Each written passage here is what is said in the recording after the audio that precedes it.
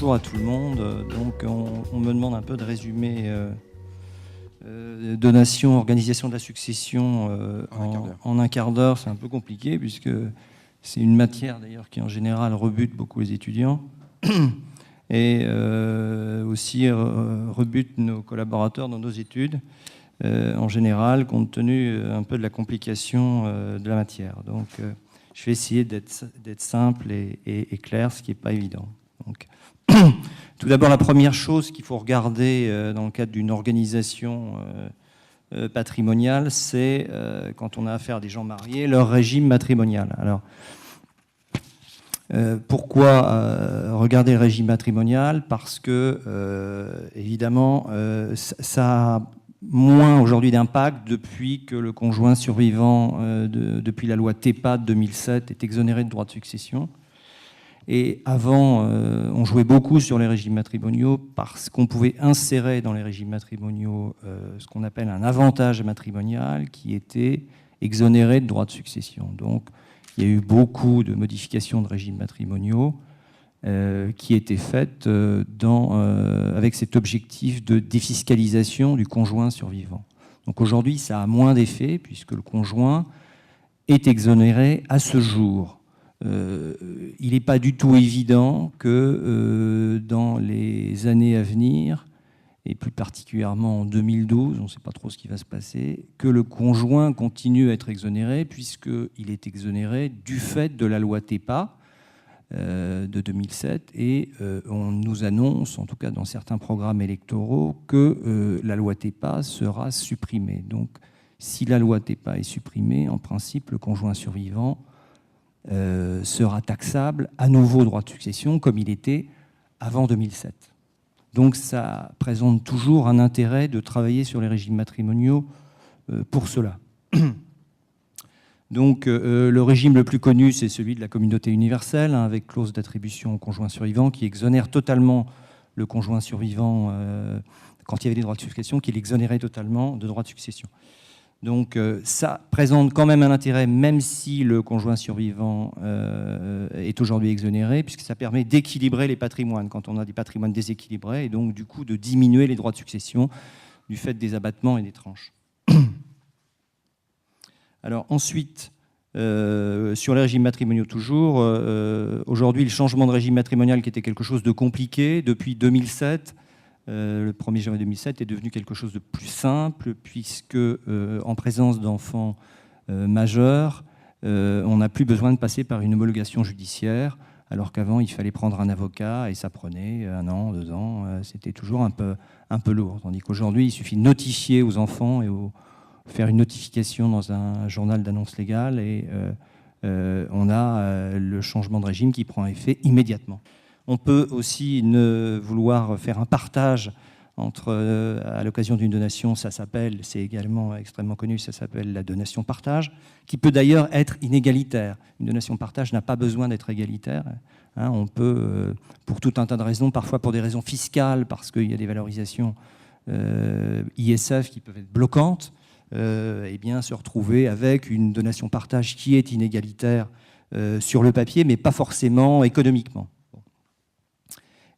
Ensuite, on peut également faire des donations partage en faisant intervenir les petits-enfants. Ça s'appelle les donations partage transgénérationnelles. Hein, donc ça, depuis 2007. Là, ça devient plus complexe, hein, mais ça permet en fait de faire intervenir dans chaque branche les enfants et les petits-enfants. Et enfants et petits-enfants représentent une souche. Et donc, on peut, à cette occasion, faire une donation partage qui ne pourra pas être remise en cause plus tard, alors que dans les donations partage qui pouvaient être faites à des petits-enfants avant qu'on puisse faire des donations partage transgénérationnelles, il y avait des possibilités de remise en cause. Alors ensuite, on peut, encore plus complexe, on peut faire des donations qu'on appelle résiduelles, c'est-à-dire je donne un bien à quelqu'un, et ce qu'il en restera plus tard reviendra à une personne que je désigne dans la donation.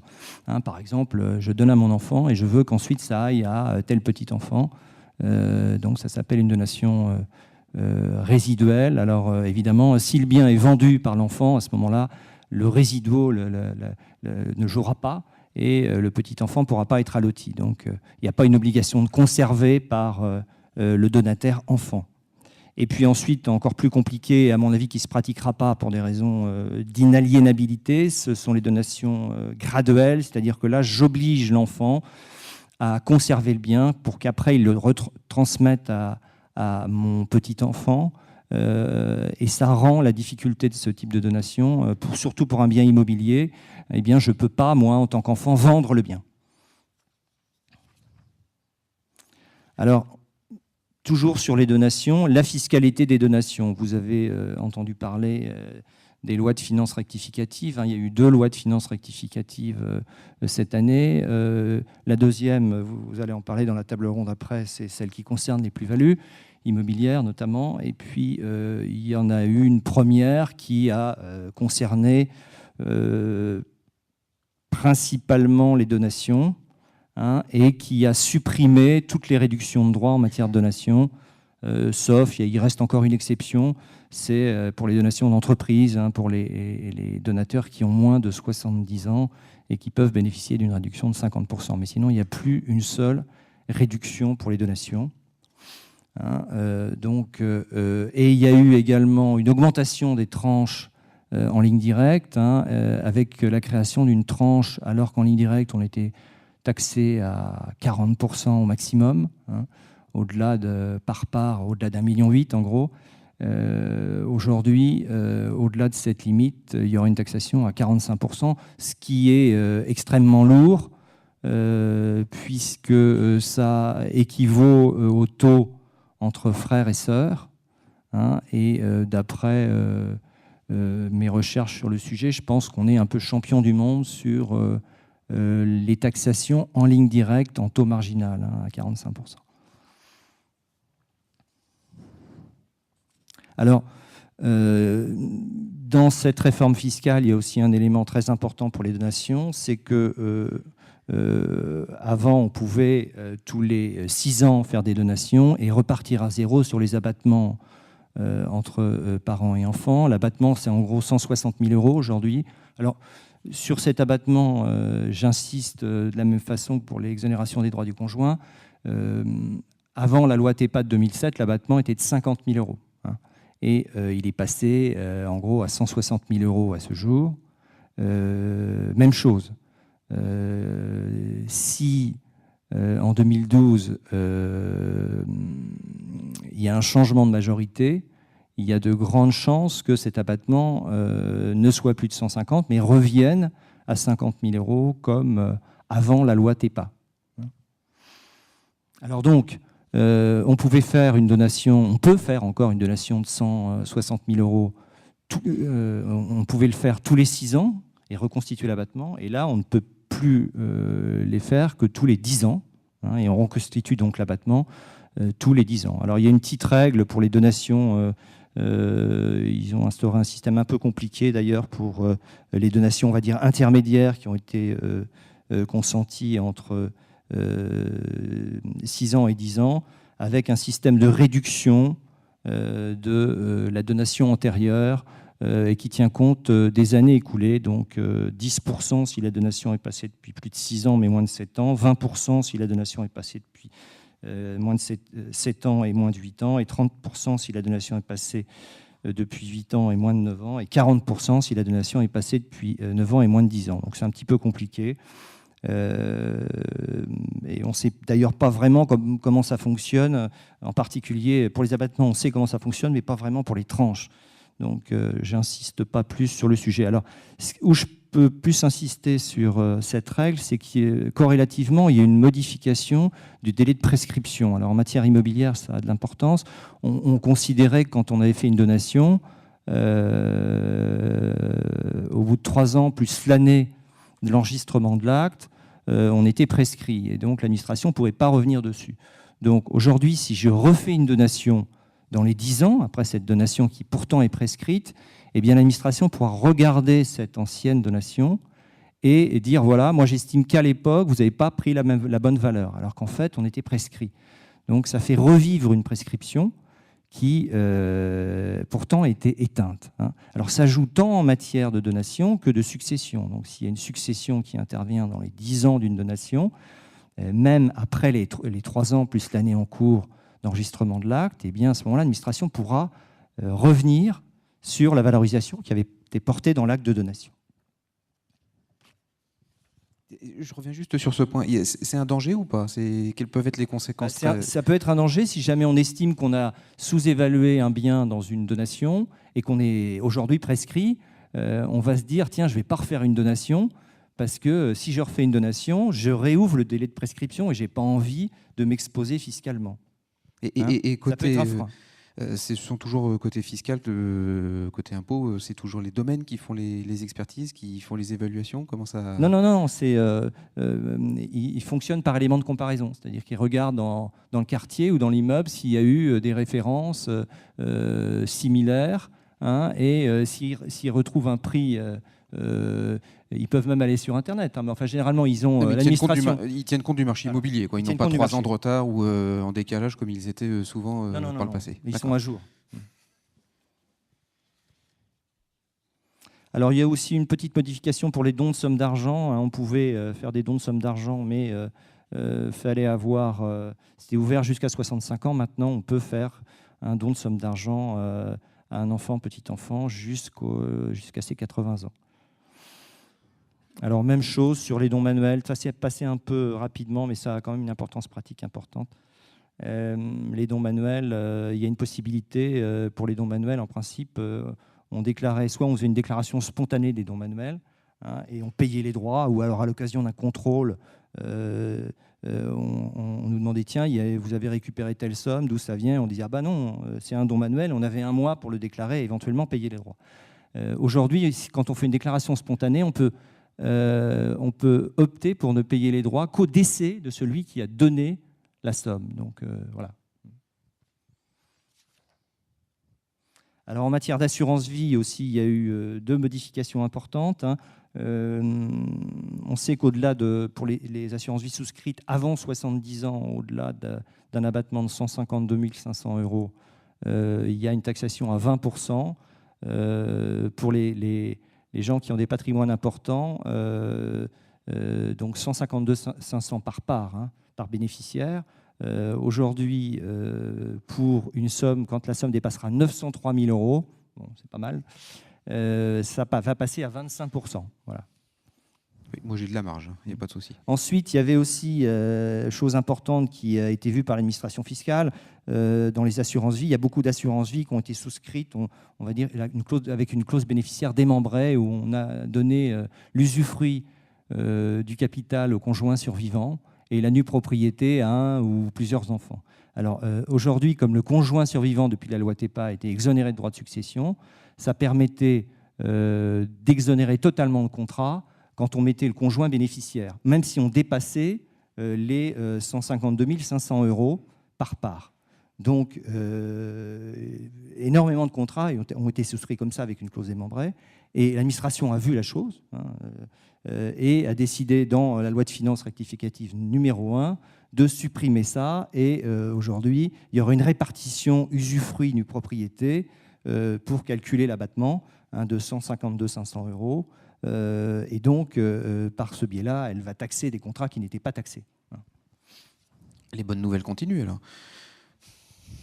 Alors ensuite, en matière successorale, je vais aller rapidement et je finis. En matière successorale, là, on n'est plus dans une transmission voulue, on est plus dans une transmission subie, on va dire. Donc, il y a plusieurs instruments, mais qui sont très connus. Donc, le testament partage, et puis je voulais parler un petit peu je vais parler après un petit peu du mandat posthume. Donc le testament, nous les notaires, on insiste beaucoup pour que les gens, en particulier quand il y a un conjoint survivant, pour les gens mariés, pour qu'ils fassent un testament, bien qu'aujourd'hui les droits successoraux quand il y a des enfants accordés par un testament sont à peu près les mêmes, ça dépend de la situation familiale, que les droits légaux sont les mêmes que les droits accordés par des dispositions testamentaires. Mais le gros intérêt de faire un testament, c'est que le conjoint survivant a une faculté qu'on appelle de cantonnement de ses droits, sans effet fiscal, Et ça permet en fait d'avoir des choix par le conjoint survivant à géométrie variable sans qu'il y ait d'effets fiscaux collatéraux défavorables. Donc il nous semble très important à nous notaires que pour les couples, il y ait toujours un testament, une donation entre époux qui soit faite pour permettre au conjoint de choisir à la limite ce qu'il veut en fonction de son âge, etc. Alors pareil, dans les testaments, très important, un testament, quand on fait un legs, ce n'est pas forcément un legs pour avantager quelqu'un. On peut très bien souhaiter attribuer un bien via un testament à un enfant sans vouloir l'avantager. Ça s'appelle un legs d'attribution. Il faut faire extrêmement attention d'ailleurs à la rédaction, parce qu'il faut bien préciser que c'est un legs d'attribution, parce que si on ne précise rien, ça va être un legs qu'on va considérer que ce legs a été fait pour avantager l'enfant, alors que ce n'est pas forcément la volonté du testateur. Donc il faut être extrêmement précis sur la rédaction.